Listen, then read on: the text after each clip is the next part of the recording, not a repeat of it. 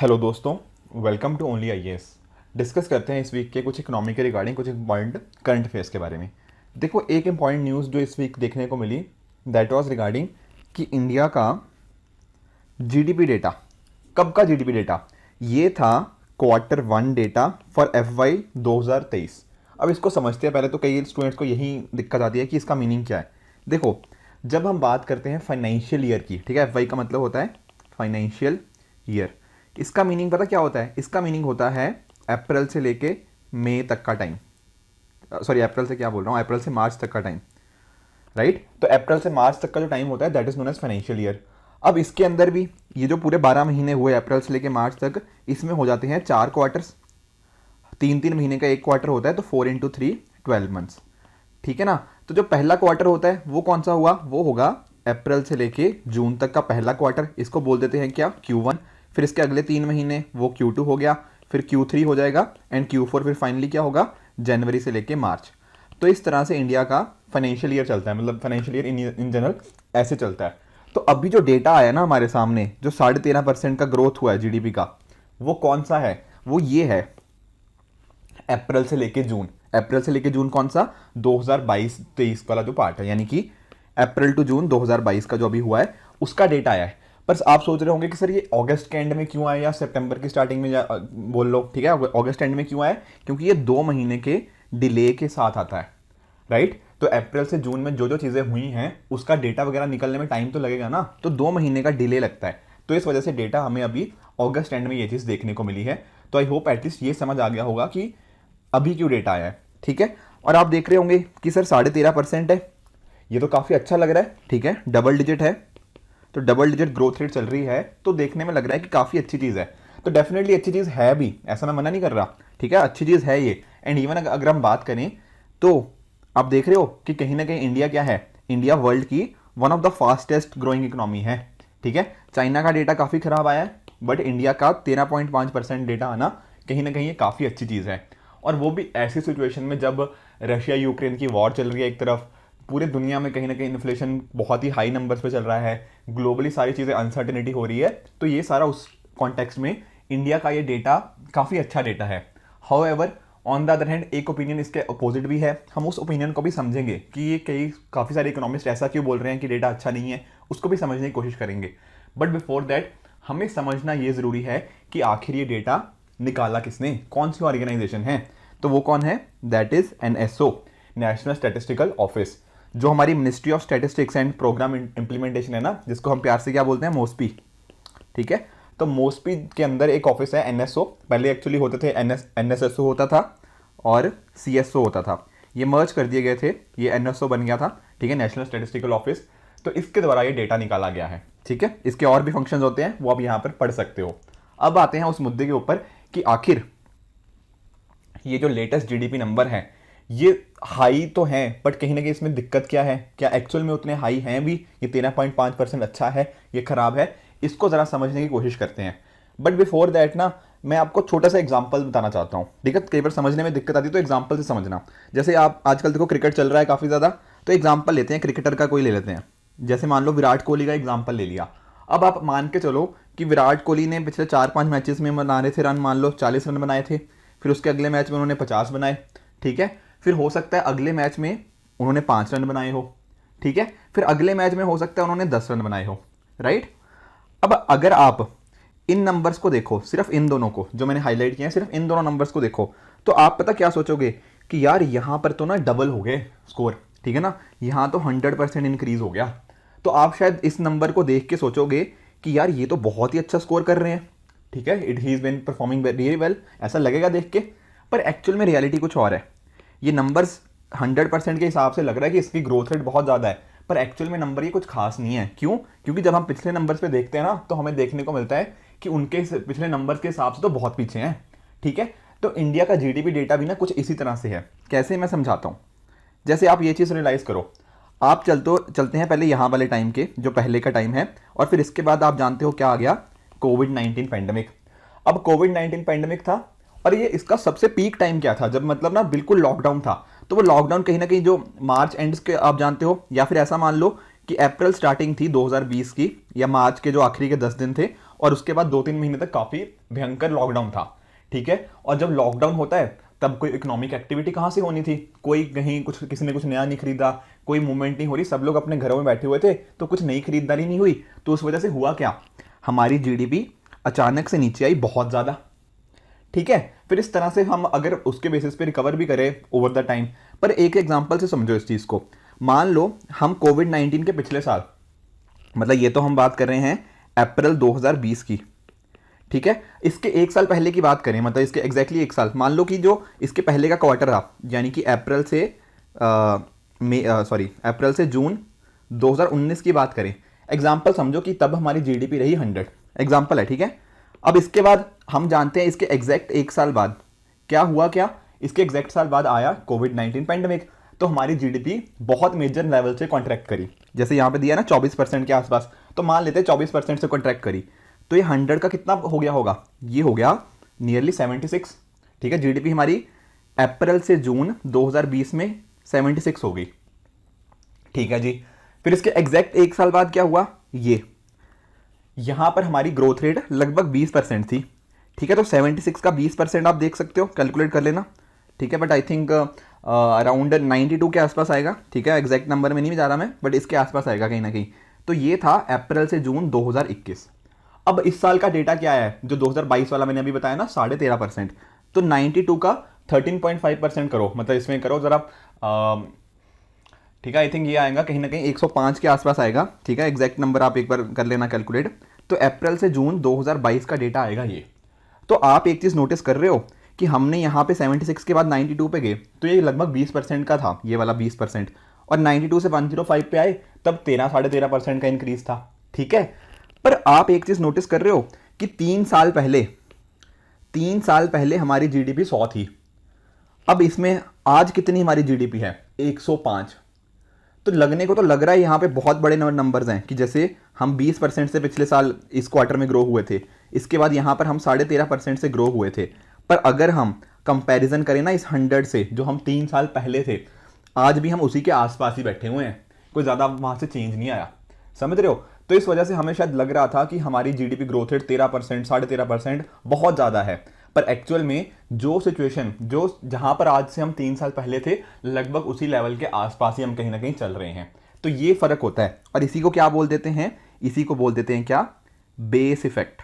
मतलब कि जो पिछले साल वाला ये बेस था ना, ये बहुत कम थे, इसके बेसिस पे कुछ भी इंक्रीज होगा तो बहुत बड़ा लगेगा। ये देखा था ना अभी विराट कोहली वाला एग्जांपल, कि ये बेस ही बड़ा कम था, ये बेस ही अगर कम हो जाएगा तो अगले साल अगर अच्छी ग्रोथ भी हो जाएगी तो कहीं ना कहीं हमें उसके बेसिस पे लगेगा कि बहुत अच्छी ग्रोथ हुई है, पर वो हम एक्चुअली पिछले नंबर्स के कंपैरिजन में अभी काफ़ी, मतलब उसके कंपैरिजन करें तो काफ़ी अब हमें एक्चुअल सिचुएशन पता लगेगी, ठीक है। और हमारे यहाँ एक्चुअल में कैलकुलेशन होती भी ऐसे ही है, हम लोग ना ये ईयर ऑन ईयर की कंपैरिजन करते हैं। ये लिखा ना YOY क्या होता है, ईयर ऑन ईयर, यानी कि हम कंपैरिजन देखो ऐसे नहीं करते। कंपैरिजन ऐसा नहीं है कि ये क्वार्टर का पिछले क्वार्टर के साथ कंपैरिजन किया, नहीं, ऐसे नहीं करते। हम क्या करते हैं, इसको पिछले साल का, कि इस साल का अप्रैल टू जून है, उसको पिछले साल के साथ हम कंपेयर करते हैं, इसके बेसिस पे हम अपने जीडीपी को निकालने की कोशिश करते हैं, कितना ग्रोथ हुआ कितना नहीं, ठीक है। इस चीज़ का मतलब था बेस इफेक्ट, ठीक है। आपने ये वर्ड बार बार न्यूज़ में सुना होगा, तो आई होप आज आपको बेस इफेक्ट का मीनिंग पता लग गया होगा। कोविड-19 का इंपैक्ट था वो अप्रैल टू जून क्वार्टर में था 2020 के, उसके बेसिस पे हम 2021 में ग्रो करें, पर वो भी उतना अच्छा नहीं ग्रो कर पाए क्योंकि उस टाइम सेकेंड वेव आ गई थी। तो अब अगर हम इंप्रूव कर रहे हैं तो वो इसलिए है क्योंकि हमारा बेस ही कम था, वो लो बेस की वजह से हम यहाँ पे अच्छे से इस बार, मतलब हमारी ग्रोथ रेट ठीक आई है। हाउएवर जो बाकी जो एक्सपर्ट्स थे, जैसे for example RBI, reserve bank of India ने ना प्रेडिक्ट किया था, या मतलब प्रेडिक्ट के तो गलत हो जाएगा, मतलब कहने का मतलब उनकी एक्सपेक्टेशंस थी एक तरह से कि हम 16.2% के करीब ग्रो करेंगे, यानी कि 16% से भी ज़्यादा ग्रोथ रेट एक्सपेक्ट करी थी। बाकी और भी इकोनॉमिस्ट हैं, किसी ने बोला था 13%, किसी ने 14 बोला था, किसी ने 15, किसी ने 16, तो 14, 15, 16 के आसपास हमने एक्सपेक्ट किया था कि इतनी ग्रोथ रेट होने वाली है। बट हमारा नंबर कितना आया, 13.5%। अच्छी ग्रोथ रेट है, हाउएवर शायद कहीं ना कहीं जितनी हमने एक्सपेक्ट किया था, जितनी ग्रोथ हमने सोची थी, उस तक नहीं पहुंच पाए।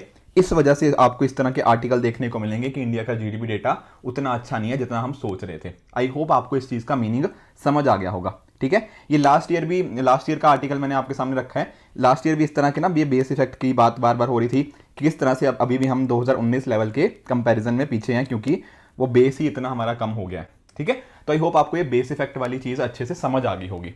ठीक है, देखो बिल्कुल डिटेल में जाने की जरूरत नहीं है, जैसे मतलब ना हम जीडीपी वगैरह मैंने डिस्कस नहीं किया, क्योंकि आई होप कि एटलीस्ट इतना तो सभी को पता होगा कि जीडीपी आखिर होती क्या है, क्योंकि अगर हम उसमें भी चले जाएंगे तो ये स्टैटिक कोर्स ज़्यादा हो जाएगा और करंट अफेयर्स का कम हो जाएगा, राइट। और अगर देखो आपको स्टैटिक जो पोर्शन है हमने अपने कोर्सेज के अंदर बहुत अच्छे से डिस्कस किया हुआ है, उसके अंदर बहुत अच्छे से सारी चीज़ें समझी है कि जीडीपी क्या होती है, रियल जीडीपी क्या है, नॉमिनल जीडीपी क्या है, बाकी में डिफरेंस कैसे होता है, क्या इनसे इंपैक्ट आता है, वो सारी चीज़ें।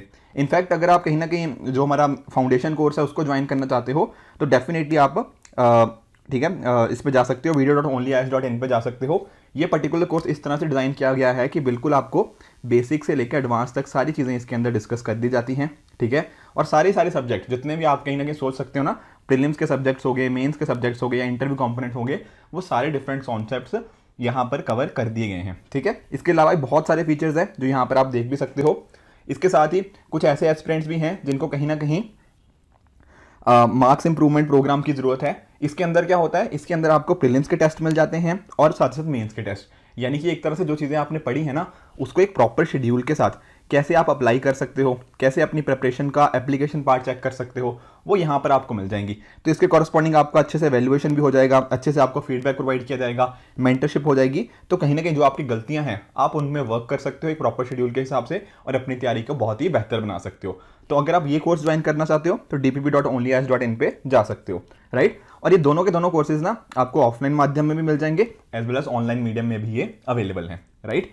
चलते हैं अगले आर्टिकल की तरफ। देखो इस वीक फिर से जीएसटी का मुद्दा काफ़ी था, तो जीएसटी के रिगार्डिंग क्या आया कि इस बार का जो अगस्त के मंथ का हमारा जीएसटी कलेक्शन था वो 1.43 लाख करोड़ था, राइट। अब देखो इसको आप पढ़ सकते हो बट बहुत ज़्यादा इंपॉर्टेंट नहीं है, जो चीज़ें हम इंपॉर्टेंट थी वो हमने ये economic current affair this week जो डिस्कस किया था 27 जून से लेकर 3 जुलाई, इसके अंदर पूरा जीएसटी को बहुत ही एक्सटेंसिवली हमने डिस्कस किया था। तो अगर किसी को जीएसटी के रिगार्डिंग दिक्कतें हैं तो ये वाला आप एक बार वीडियो देख लेना, ट्रस्ट में आपके जो डाउट्स थे वो सारे सॉल्व हो जाएंगे। ठीक है ना, तो अभी 2 महीने पहले किया था तो इसको जीएसटी को दोबारा से अभी रिविजिट करना ठीक है ना, अभी इंपॉर्टेंट नहीं है, बट जिन्होंने नहीं ये वीडियो देखा हुआ वो जाके ये वीडियो देख लेके तो कहीं ना कहीं उनको जीएसटी अच्छे से समझ आ जाएगा। चलते हैं अगले टॉपिक की तरफ। अगला टॉपिक है 5th लार्जेस्ट इकोनॉमी के बारे में। देखो ये न्यूज़ भी आई एम वेरी श्योर आपने कहीं ना कहीं सुनी होगी कि इंडिया ने यूके को ओवरटेक कर दिया है और अब हम क्या बन गए हैं, वर्ल्ड की 5वीं सबसे बड़ी इकोनॉमी। ठीक है, तो काफ़ी अच्छी चीज़ है, no doubt about it, but कहीं ना कहीं इसके साथ भी कुछ नेगेटिव भी हैं, वो उसको भी समझना हमें ज़रूरी है कि एक्चुअल में ये डेटा क्या दिखाता है, तो उसको भी समझना हमारे लिए थोड़ा इंपॉर्टेंट है। देखो हुआ क्या है, आप यहाँ पे देख सकते हो कि ये ना एक्चुअल में नॉमिनल जीडीपी की बात हो रही है। ठीक है, तो बेसिक्स आपको पता है नॉमिनल जीडीपी क्या होती है, रियल जीडीपी क्या होती है। तो जब हम बात करते हैं नॉमिनल जीडीपी कंपैरिजन में तो वहां पर क्या है, इंडिया पहले 6ठे नंबर पे था, पर अभी क्या हुआ है, अभी इंडिया ने यूके को ओवरटेक कर दिया है और इंडिया अब 5वें नंबर पे आ चुका है। ठीक है, आप यहाँ पे इवन डेट्स ये भी देख सकते हो कि किस तरह से टॉप 10 कंट्रीज कौन सी हैं जब हम नॉमिनल जीडीपी के साथ कंपैरिजन करते हैं। तो ये एक्चुअल में ना आईएमएफ की तरफ से जो डेटा बेस आता है उसके बेसिस पे इस चीज़ को निकाला गया है और अभी लेटेस्ट जो कैलकुलेशंस थी वो ब्लूमबर्ग के द्वारा करी गई हैं जिसके अंदर ये चीज़ हमने देखने को मिली है। तो देखो इसके रिगार्डिंग एक तो चलो अच्छी चीज़ ये है कि कहीं ना कहीं इंडिया की इकोनॉमी काफ़ी तेज़ी से ग्रो कर रही है। ऑन द अदर हैंड जो यूके की इकोनॉमी है वहाँ पर कुछ काफ़ी इश्यूज फेस करने को मिले हैं। आप जानते हो ओवरऑल यूरोप में ही काफ़ी इश्यूज फेस करने को मिल रहे हैं, स्पेशली जब से रशिया यूक्रेन का क्राइसिस स्टार्ट हुआ है। ठीक है ना, तो उससे वजह से भी हुआ क्या है कि यूके की इकोनॉमी काफ़ी नेगेटिवली इंपैक्ट हुई है। ठीक है, आप यहाँ पर इस पर्टिकुलर ग्राफ में भी देख सकते हो एक्चुअल में हुआ क्या था। देखो आपने शायद ना ये पहले भी एक बार सुना होगा, आई थिंक 1 साल पहले के 1-2 साल पहले की बात है, तब भी यही न्यूज़ आई थी कि इंडिया ने यूके को पीछे करके 5th लार्जेस्ट इकोनॉमी बन गए। बट उसके बाद क्या हुआ, कोविड-19 पैंडेमिक में क्या हुआ, इंडिया की जो इकोनॉमी थी ना वो काफ़ी नेगेटिवली इंपैक्ट हुई। अब नेगेटिवली इंपैक्ट होने की वजह से क्या हुआ, इंडिया की इकोनॉमी नीचे आ गई। पहले हम 5th लार्जेस्ट बन गए थे बट कोविड-19 पैंडेमिक की वजह से हमने नेगेटिव ग्रोथ रेट देखी, उस वजह से हमारी इकोनॉमी फिर से नीचे आई और फिर हम क्या बन गए, 6th लार्जेस्ट इकोनॉमी।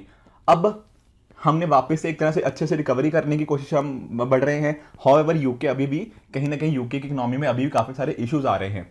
तो इस वजह से हुआ क्या है, इंडिया की इकोनॉमी ने फिर से यूके की इकोनॉमी को बीट कर दिया है और अब हम क्या बन गए हैं, 5th लार्जेस्ट इकोनॉमी। आप देख भी सकते हो कि किस तरह से ना, ये देखो ये यूके की इकोनॉमी दिखा रही है, ये ग्रीन वाला कर्व जो है। अभी यहाँ पे हुआ क्या, इस पर्टिकुलर पोजीशन पे इंडिया और यूके की इकोनॉमी काफ़ी सिमिलर टर्म्स पे आ गई थी एंड इंडिया ने कुछ टाइम के लिए उनको बीट भी कर दिया था। बट फिर से हुआ क्या था कि कोविड-19 पैंडमिक की वजह से इंडिया की इकोनॉमी इम्पैक्ट हुई एंड उसकी वजह से हम वहाँ पे यूके से नीचे हो गए। बट अब फिर से इंडिया की इकोनॉमी वापस से तेज़ी से ग्रो करने लग गई है एंड अब हमने यूके को पीछे बीट कर दिया हुआ है। एंड इवन देखो फ्यूचर के अंदर भी क्या एक्सपेक्टेड है, फ्यूचर के अंदर एक्सपेक्टेड है कि इंडिया की इकोनॉमी और तेज़ी से ग्रो होती रहेगी एंड हम यूके को काफ़ी पीछे छोड़ देंगे आने वाले टाइम के अंदर। एंड इवन जो इसके आगे भी हमारी कंट्रीज है, जैसे कि आप देख रहे हो जर्मनी हो गया, जापान हो गया, तो आने वाले सालों में हो सकता है कि हम इन दोनों कंट्रीज़ को भी बीट कर पाएँ। मतलब हो सकता है 4 साल 5 साल या 10 साल के अंदर इन कंट्रीज़ को भी हम पीछे छोड़ सकते हैं, ठीक है। बट देखो काफ़ी हद तक ये पॉइंट ठीक है कि इंडिया की इकोनॉमी तेज़ी से ग्रो कर रही है, which has also help India, right. But on the other hand कुछ चीज़ें इसमें भी हमें समझने की ज़रूरत है कि एक्चुअल में अगर इंडिया की इकोनॉमी यूके से बड़ी हो गई है, इसका मतलब क्या है? क्या एक्चुअल में इंडिया बेटर कर रहा है यूके के कंपैरिजन में? तो बहुत सारे आर्टिकल्स थे, उनके कुछ नेगेटिव मतलब ना कुछ लोगों ने इसके रिगार्डिंग कुछ डेटा सेट्स प्रेजेंट किए हैं, तो उन डेटा सेट्स के साथ समझने की कोशिश करते हैं। देखो पहली चीज़ आप नोटिस करो, इंडिया की पॉपुलेशन और यूएस की पॉपुलेशन। तो इंडिया की पॉपुलेशन आप देख सकते हो कि जो यूके की पॉपुलेशन है और इंडिया की पॉपुलेशन है, तो लगभग इंडिया की जो पॉपुलेशन है ना वो 20 गुना है, 20 टाइम्स ऑफ यूके पॉपुलेशन। तो कहीं ना कहीं देखो इससे दिक्कत क्या है कि इंडिया में लोग बहुत सारे हैं, हम यूके से 20 गुना बड़े हैं हमारी पॉपुलेशन, उसके बाद जाके हम यूके की इकोनॉमी को मैच कर पा रहे हैं या उससे थोड़ा सा आगे बढ़ पा रहे हैं। तो डेफिनेटली ज़रूरत क्या है कि इंडिया की जो पर कैपिटा इनकम है या पर कैपिटा जीडीपी कंट्रीब्यूशन है उसको हम इंक्रीज कर पाएँ। जैसे आप इस ग्राफ से देख सकते हो कि यूके की जो पर कैपिटा जीडीपी है ना, वो देख रहे हो वो $40,000 से भी ज़्यादा है। हाउएवर इंडिया कहीं यहाँ पर है, ठीक है ना, तो काफ़ी कम है एज़ कम्पेयर टू यूके। तो डेफिनेटली उस चीज़ को हमें वर्क करने की वहाँ पर भी ज़रूरत है कि एवरेज इंडियन की इनकम काफ़ी कम है। और सिर्फ इनकम की बात क्यों, आप पॉवर्टी के केसेस में देख लो, जैसे कि आप यहाँ पे देख सकते हो कि यूके की पॉवर्टी काफ़ी कम है एज़ कम्पेयर टू इंडिया। तो इंडिया को पॉवर्टी को कम करने के लिए भी काफ़ी एफर्ट्स लगाने की ज़रूरत है। उसके साथ ही ह्यूमन डेवलपमेंट इंडेक्स का एक केस बनता है, ठीक है, आप जानते हो HDI रैंकिंग्स के बारे में, ठीक है। तो इंडिया का HDI रैंकिंग में स्कोर ज़्यादा अच्छा नहीं है। जैसे हेल्थ स्टैंडर्ड्स हो गए, एजुकेशन स्टैंडर्ड्स हो गए, ठीक है, स्टैंडर्ड ऑफ लिविंग हो गया, राइट। तो यहाँ पर मेजर कंसर्न्स हैं इंडिया के। जैसे फॉर एग्जांपल इंडिया में देखो एक तो पहले आउट ऑफ पॉकेट एक्सपेंडिचर काफ़ी ज़्यादा है, ठीक है, यहाँ पे इंश्योरेंस के पेनिट्रेशन काफ़ी कम है। ऑन द अदर हैंड कहीं ना कहीं जो वुमेन है वहाँ पे एनीमिया का एक मेजर कंसंट्रेशन हमें देखने को मिलता है। मैटरनल मोर्टेलिटी रेट हो गया, इन्फेंट मोर्टेलिटी रेट हो गया, यहाँ पर हमें बहुत ज़्यादा काम करने की ज़रूरत है। उसके साथ ही साथ एजुकेशन में भी अभी लिटरेसी रेट में हमें और बेहतर करने की ज़रूरत है। हमारा जो न्यू एजुकेशन पॉलिसी आई तो है, पर कहीं ना कहीं उसमें हमें जितना परसेंटेज जीडीपी कंट्रीब्यूशन करना चाहिए अभी उसकी तरफ और कदम बढ़ाने की ज़रूरत है। एंड साथ ही साथ स्टैंडर्ड ऑफ लिविंग भी हमारा अभी और इम्प्रूव होने की ज़रूरत है, राइट। तो कहीं ना कहीं इस सारे जो डेटा सेट्स बता रहे हैं हमें कि ऑल्दो हमने यूके को बीट जरूर किया है, हम 5th लार्जेस्ट इकोनॉमी बन जरूर गए हैं, बट कहीं ना कहीं हमारा पोटेंशियल काफ़ी ज़्यादा है। हमारे पास एक बहुत अच्छी इकोनॉमी है, साथ ही साथ कह सकते हो ना कि हमारा डेमोग्राफिक डिविडेंड है, जहाँ पर हमारे पास एक बहुत ही यंग पॉपुलेशन है। तो अगर हम चाहें कहीं ना कहीं इस यंग पॉपुलेशन को अच्छे से यूज़ करें तो डेफिनेटली हमारी ये जो पॉपुलेशन है या जो हमारी जो यूथ है, अगर हम उसको अच्छे से स्किल्स प्रोवाइड करें, अच्छी हेल्थ हो, अच्छी एजुकेशन प्रोवाइड करी जा पाए, तो हमारा पोटेंशियल काफ़ी ज़्यादा है और हम काफ़ी तेज़ी से आने वाले सालों में ग्रो कर सकते हैं। जिसकी वजह से होगा क्या, जिसकी वजह से हम वर्ल्ड की और इकोनॉमीज़ में भी आएंगे और साथ ही साथ ये जो अलग अलग पैरामीटर्स हैं, चाहे वो ह्यूमन डेवलपमेंट इंडेक्स हो गया, उसमें बेहतर कर सकते हैं, अपनी पॉवर्टी को रिडक्शन कर सकते हैं, so on and so fourth. तो ये सारी चीज़ें कहीं ना कहीं हो सकती हैं, ठीक है जी। तो ये था एक इंपॉर्टेंट मुद्दा जो हमने समझने की कोशिश करी। यहाँ पे देखो इंडिया को मैं क्रिटिसाइज नहीं कर रहा, बट कहीं ना कहीं देखो हमारा पोटेंशियल काफ़ी ज़्यादा है। जो आर्टिकल्स के अंदर था, दोनों साइड मैंने आपको बताने की कोशिश करी कि किस तरह डेफिनेटली अच्छी चीज़ें इंडिया ग्रो कर रहा है, बट अभी भी हमारा पोटेंशियल काफ़ी अच्छा है और हमें बाकी पैरामीटर्स पे भी और काम करने की ज़रूरत है, ठीक है। चलते हैं, देखो क्वेश्चन डिस्कस कर लेते हैं। ये मैंने लास्ट वीक आपको दिया था जब हमने क्रेडिट रेटिंग एजेंसीज के बारे में डिस्कशन किया था, और इसका देखो ये इसी साल का क्वेश्चन है, यूपीएससी 2022 का ही। काफ़ी देखो ईजी क्वेश्चन था। रीज़न बीइंग देखो कई बार पता क्या होता है, हमें लगता है कि यार अच्छा, कई बार ना स्टूडेंट्स, मैंने काफ़ी नोटिस किया है, स्टूडेंट्स क्या करते हैं, ऐसे कुछ वर्ड्स पढ़ते हैं कि अच्छा ब्रिक वाटर रेटिंग, यार ये तो मैंने कभी सुना ही नहीं, इकरा मैंने ये भी कभी नहीं सुना, हो सकता है, ठीक है ना। पर आप एक बार तो जरा पढ़ो तो सही, क्वेश्चन एक बार अच्छे से ढंग से पढ़ो तो सही।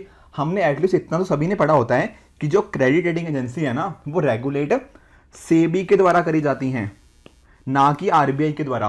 अगर सिर्फ आपको इतना ही पता होता, ठीक है, उससे क्या होता, आपको पता लग गया कि भैया स्टेटमेंट 1 तो पक्का गलत है, क्योंकि सीआरएस जो होता है, क्रेडिट रेटिंग एजेंसीज हैं, वो सेबी रेगुलेट करता है। इतना भी पता होता तो आपका आंसर आपके सामने था। 1 वहां जहां जहां है सब हटाओ, आंसर सामने था 2 एंड 3 ओनली। ठीक है, तो यूपीएससी एक्चुअल में ना यही चेक करना चाहता था कि क्या आपको स्टेटमेंट 1 पता है या नहीं पता है, उसके बेसिस पे ही आ जाता। उसी तरह से देखो ये सारी जो ना, जैसे ब्रिक वाटर रेटिंग हो गया, ये भी क्रेडिट रेटिंग एजेंसीज है, इकरा हो गया, ठीक है, केयर करके आता है, ठीक है, क्रिसिल हो गया, ये कुछ इंपॉर्टेंट कंपनीज हैं जो इंडिया की क्रेडिट रेटिंग एजेंसीज की तरह होती हैं। उसी तरह से जैसे मैंने आपको बताया भी था, Moody, standard and poor and Fitch, ये वर्ल्ड की 3 सबसे बड़ी क्रेडिट रेटिंग एजेंसीज है, राइट। अगले क्वेश्चन की तरफ चलते हैं। ठीक है, ये क्वेश्चन मुझे काफ़ी लोगों ने बोला कि सर इसको थोड़ा एक्सप्लेन कर दीजिए, तो डेफिनेटली इसको करते हैं डिस्कस। देखो यहाँ क्या पूछा गया कि इन्फ्लेशन इंडेक्स बॉन्ड के क्या एडवांटेजेस हैं। पहली बात मैं एक चीज़ जस्ट बता दूं कि जिन लोगों को बॉन्ड्स नहीं ना पता कि एक्चुअली बॉन्ड्स क्या होते हैं, उनके लिए क्वेश्चन करना थोड़ा सा मुश्किल है। तो अगर आपको बॉन्ड्स नहीं ना पता तो आप ये वाली एक बार वीडियो देख लेना, 17 जुलाई से 24 जुलाई वाली इकोनॉमिक करंट अफेयर्स की। यहाँ मैंने बॉन्ड्स का मीनिंग समझा रखा है कि बॉन्ड एक्चुअली क्या होते हैं, कैसे वर्क करते हैं, so on and so fourth. अगर एक बार बॉन्ड पता होता फिर हम इसको कर पाते इन्फ्लेशन इंडेक्स बॉन्ड्स को। कैसे, देखो आप एक चीज़ नोटिस करो, जैसे आप बॉन्ड्स के अंदर होता क्या है, आपको एक तरह से क्या बताया जाता है, इंटरेस्ट रेट बताया जाता है। मान लो आपके बॉन्ड पे लिखा है कि आपको 5% की इंटरेस्ट रेट मिलनी है, ठीक है जी। तो 5% किसके ऊपर होता है, आपका जो भी प्रिंसिपल अमाउंट होता है या जो आपका जितने का होता है, मान लो 100 रुपीज़ का है, तो 5% इस 100 रुपीज़ के ऊपर होगा, जो बॉन्ड के ऊपर प्राइस लिखा हुआ है उसके ऊपर 5% होगा। बट आपने एक चीज़ क्या नोटिस करी, दुनिया में महंगाई भी तो होती है, इन्फ्लेशन भी तो होती है। मान लो सोचो आपको क्या हो रहा है, आपने ना किसी जगह पैसे इन्वेस्ट करने हैं, तो आपने किसी बॉन्ड में पैसे इन्वेस्ट करे और वो बॉन्ड आपको कितना इंटरेस्ट दे रहा था, वो 5% का दे रहा था। पर वहाँ पे हो सकता है महंगाई बहुत ज़्यादा हो जाए, और सोचो सोचो कि इन्फ्लेशन जो है वो कहीं ना कहीं 100% हो जाए, या 100% चलो थोड़ा ज़्यादा हाइपोथेटिकल लगता है, मान लो 20% हो जाए। तो आप एक चीज़ रियलाइज़ कर रहे हो, आपने जहाँ पे चीज़ें अपने पैसे इन्वेस्ट करे हैं वो आपको रिटर्न कितना दे रहा है, 5% का, पर महंगाई 20% पे चल रही है। तो कहीं ना कहीं आप देख रहे हो कि आपकी जो इन्वेस्टमेंट है यहाँ पर आप पैसा हार रहे हो। क्यों, क्योंकि आपके पैसे की परचेजिंग पावर कम हो रही है, ठीक है ना। जैसे याद करो, हम हमेशा डिस्कस करते हैं ना इन्फ्लेशन के केस में कि पहले मान लो 100 रुपये के अंदर आप 1 kg ऑफ एप्पल्स खरीद सकते थे, पर अब महंगाई इतनी ज़्यादा बढ़ रही है कि अगर आपके 100 के एक साल बाद मान लो 105 रुपये भी हो गए जैसे आपने इन्वेस्ट किया, पर हो सकता है कि 105 रुपये में अब सिर्फ आप आधा किलो एप्पल ही खरीद पाओ।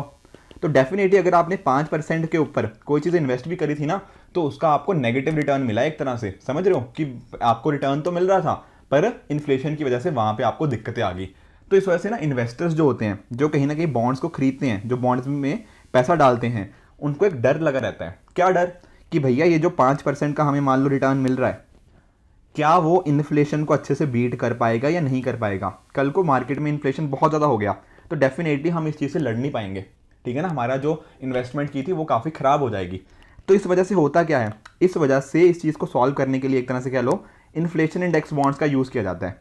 अब यहाँ पे इन्फ्लेशन इंडेक्स बॉन्ड्स का मतलब कि जो बॉन्ड के ऊपर आपको रिटर्न मिलेगा वो कितना मिलेगा, वो उसके अंदर ही इन्फ्लेशन को हम इंक्लूड कर लेते हैं। कि मतलब जैसे फॉर एग्जांपल आप सोचो कि जो यहाँ पे प्रिंसिपल था ना, उसी को ही हमने एडजस्ट कर लिया। किस बेसिस पे एडजस्ट कर लिया, कि इन्फ्लेशन कितना मर्जी हो जाए, 50% होना है 50% हो जाए, 20 होना है 20 हो जाए, ठीक है ना, उसका इम्पैक्ट ये जो बंदा है इसके ऊपर बहुत नेगेटिव ना पड़े। समझ रहे हो कि एक तरह से रियल इंटरेस्ट रेट इसको पॉजिटिव मिले। मतलब कहने का मतलब मैंने पैसा इन्वेस्ट करा है ना, तो इन्फ्लेशन का मुझे कंसर्न नहीं होना चाहिए। अगर इन्फ्लेशन ज़्यादा भी हो जाए तो उस हिसाब से मेरा रिटर्न ज़्यादा हो जाए, जितना परसेंटेज मिलना था उसके कॉरस्पॉन्डिंग मुझे पैसे ज़्यादा मिले। अगर महंगाई ज़्यादा हो गई है तो मुझे ज़्यादा पैसे मिले, सिंपली ऐसा समझ लो। अगर मार्केट में महंगाई ज़्यादा हो जाएगी तो मुझे मान लो 100 रुपये थे, मैंने 100 रुपये इन्वेस्ट करे थे तो मुझे पैसे ज़्यादा मिले। अगर महंगाई कम हो गई है तो मुझे पैसे कम मिले। इसको बोल देते हैं इन्फ्लेशन इंडेक्स बॉन्ड्स। इन्फ्लेशन के साथ साथ उस बॉन्ड का रिटर्न वगैरह चेंज होता रहता है, that is known as inflation index bonds. अब इसको समझते हैं। अब यहाँ पे देखो पहली स्टेटमेंट क्या कह रही है, पहली स्टेटमेंट कह रही है कि गवर्नमेंट क्या है, गवर्नमेंट कूपन रेट्स को रिड्यूस कर सकती है अगर वो इन्फ्लेशन इंडेक्स बॉन्ड्स को यूज करे। तो इसका आंसर सही है। क्यों सही है, देखो होगा क्या, अब जैसे हमारी गवर्नमेंट है, गवर्नमेंट कुछ अपने मेजर्स लेके आ सकती है। कैसे मेजर्स, कि वो इन्फ्लेशन को कंट्रोल में रखे, कि उसको मैनेज करे। अगर कंट्रोल में रखेगी तो डेफिनेटली होगा क्या, तो गवर्नमेंट को कम पैसा पे करना पड़ेगा। जैसे गवर्नमेंट को, जैसे ये एक इन्वेस्टर है, इस इन्वेस्टर ने गवर्नमेंट को पैसा दिया। अब अगर गवर्नमेंट ने इन्फ्लेशन को कंट्रोल में रखा तो डेफिनेटली इन्वेस्टर को लेस मनी देना पड़ेगा ना गवर्नमेंट के द्वारा। अगर इन्फ्लेशन को कंट्रोल नहीं रख पाए तो ज़्यादा पैसा देना पड़ेगा। तो बट इन्फ्लेशन को अगर कंट्रोल कर लिया तो कहीं ना कहीं यहाँ पे वैसे भी वर्ड कैन है, तो government can reduce coupon rates on it's boring by way of inflation index bonds. तो एक तो ये का ये हो गया कि क्योंकि इनको इन्फ्लेशन को कंट्रोल में रख सकती है एंड उसके बेसिस पे कम पैसा देना पड़ेगा। दूसरा तरीका आप ऐसे भी सोच सकते हो, क्योंकि देखो इन्फ्लेशन इंडेक्स बॉन्ड्स की वजह से क्या हो रहा है, जो हमारा इन्वेस्टर है ना उसको एक तरह की प्रोटेक्शन दी जा रही है। कैसी प्रोटेक्शन कि इन्फ्लेशन जितना मर्जी हो जाए आप प्रोटेक्टेड हो उससे। तो इस वजह से कम रेट्स भी अगर हम इसको देना इन्वेस्टर को तो इन्वेस्टर मान जाएगा, क्योंकि इन्वेस्टर को हमने एक तरह से प्रोटेक्शन दे दी है। जो नॉर्मल बॉन्ड्स थी उसमें प्रोटेक्शन नहीं होती, आपको अलग से कोई फैसिलिटी प्रोवाइड करी जा रही है यहाँ पे। तो उसकी वजह से गवर्नमेंट क्या कर सकती है, गवर्नमेंट कम रेट पे भी इन बॉन्ड्स को दे सकती है एंड तब भी लोग इसको खरीद लेंगे। इस वजह से स्टेटमेंट वन दूसरी रीजन, तो दो रीजन हो गए जिसकी वजह से स्टेटमेंट वन बिल्कुल ठीक है। चलते हैं स्टेटमेंट टू की तरफ। स्टेटमेंट टू क्या बोल रहा है, स्टेटमेंट टू तो वही बोल रहा है कि जो इन्फ्लेशन इंडेक्स बॉन्ड होते हैं वो इन्वेस्टर को प्रोटेक्शन देते हैं कि कुछ इन्फ्लेशन के रिगार्डिंग कुछ अनसर्टेनिटी ना आ जाए उसके कॉरस्पॉन्डिंग। डेफिनेटली अगर इन्फ्लेशन बहुत ज़्यादा हो गया, बहुत कम हो गया तो एक अनसर्टेनिटी आ जाएगी, ठीक है ना। तो अगर इस तरह से इन्फ्लेशन इंडेक्स बॉन्ड्स होते हैं तो इन्वेस्टर को एक तरह की प्रोटेक्शन मिल जाती है। ये तो इसका मीनिंग ही होता है इन्फ्लेशन इंडेक्स बॉन्ड्स का, राइट। उसी तरह से स्टेटमेंट थ्री देखो, स्टेटमेंट थ्री में क्या बोला गया है कि जो इंटरेस्ट रिसीव हुआ या जो कैपिटल गेन्स हुए वो टैक्सेबल नहीं होते, मतलब उनके ऊपर टैक्स नहीं लगता क्या? नहीं भैया, टैक्स लगता है। क्यों नहीं लगता टैक्स? टैक्स लेगी गवर्नमेंट लेगी। अगर आपको इंटरेस्ट, आपका पैसे कमाओगे तो टैक्स तो लेगी। तो ये स्टेटमेंट तीसरा गलत है। तो इस तरह से सही क्या हुआ, statement one and statement two are correct, statement three is wrong. तो आंसर क्या बना आपका? आंसर बना option number A, 1 and 2 only, ठीक है। ये थोड़ी सी और डिटेल भी है, मैंने यहाँ पे भी दे रखी है कि किस तरह से ना ये आरबीआई ने इसको पहले भी लॉन्च किया हुआ है 1997, 2013, 2018, ताकि एक तरह से पॉजिटिव रियल इंटरेस्ट रेट मिले, ताकि ऐसा ना हो कि इन्फ्लेशन ज़्यादा है तो मैंने जो पैसा इन्वेस्ट किया था मैं पैसा हार रहा हूँ उसके अंदर। नहीं, आपकी परचेजिंग पावर बनी रहे, उस वजह से कहीं ना कहीं इन्फ्लेशन इंडेक्स बॉन्ड यहाँ पे होते हैं, जिसके बेसिस पे हमारे जो इन्वेस्टर्स हैं उनको सेफ गार्ड किया जाता है, राइट। ठीक है जी। तो ये थे पिछले जो वीक हमने क्वेश्चन डिस्कस दिए थे। इस बार का क्वेश्चन देखो, ये है यहाँ पर, ये यूपीएससी 2018 का क्वेश्चन है। यहाँ क्या पूछ रहा है कि absolute and per capita real GNP अगर बढ़ भी जाता है तब भी इकोनॉमिक डेवलपमेंट ज़्यादा लेवल की नहीं हो सकती, अगर क्या? तो इस क्वेश्चन को एक बार सोचना, ठीक है। मैं देखना चाहता हूँ कि आपको एक्चुअल में ग्रोथ और डेवलपमेंट के बीच में फ़र्क मीनिंग पता है कि नहीं पता, किस तरह से ये दोनों आपस में रिलेट होते हैं। तो एक बार कोशिश करना है इस क्वेश्चन को अटैम्प्ट करने की, एंड फिर अगले हफ्ते हम इस क्वेश्चन को भी डिस्कस करेंगे। उसी तरह से देखो, एक थोड़ा सा पुराना क्वेश्चन है यूपीएससी 2001 का, बट क्वेश्चन अच्छा है कि नेशनल इनकम इनमें से किसको रिप्रेजेंट करता है। और अगर आप कहीं ना कहीं ना ट्रस्ट में अगर आपने ये क्वेश्चन सॉल्व कर दिया ना, तो उससे क्लियरली पता लग जाएगा कि आपको जीडीपी पता है, जीएनपी पता है, एनएनपी पता है, एनडीपी पता है, साथ ही साथ फैक्टर प्राइस क्या होते हैं, फैक्टर कॉस्ट क्या होती है, मार्केट प्राइस क्या होती है, और डेप्रीसिएशन क्या होती है, इनडायरेक्ट टैक्सेस क्या होते हैं, सब्सिडीज क्या होती है।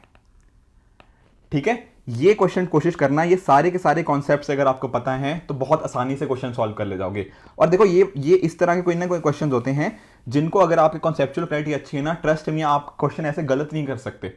ठीक है, मैं आपको अपना बताता हूँ कि जब मैं प्रिपरेशन करता था ना, तो इस तरह के जितने मर्जी क्वेश्चन थे, ये जो कंसेप्चुअल वाले, ये कभी गलत होते ही नहीं थे मेरे।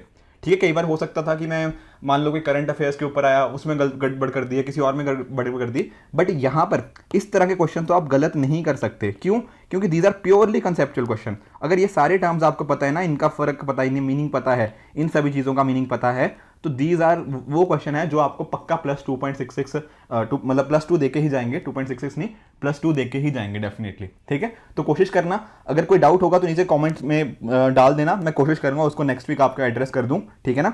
बाकी ये क्वेश्चन आप लोगों ने बोला था इन्फ्लेशन इंडेक्स बॉन्ड्स का, तो इसको अच्छे से हमने समझ लिया।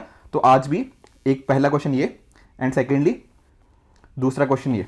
ठीक है, तो इसके रिगार्डिंग आप मुझे बताओगे कि इनके क्या आंसर्स हैं। ठीक है, तो फ्रेंड जैसे it for this video, I hope आपको ये लेक्चर अच्छा लगा होगा। आप भी इसी तरह अपने एंड पे हार्डवर्क करते रहिए। Good bye and good luck.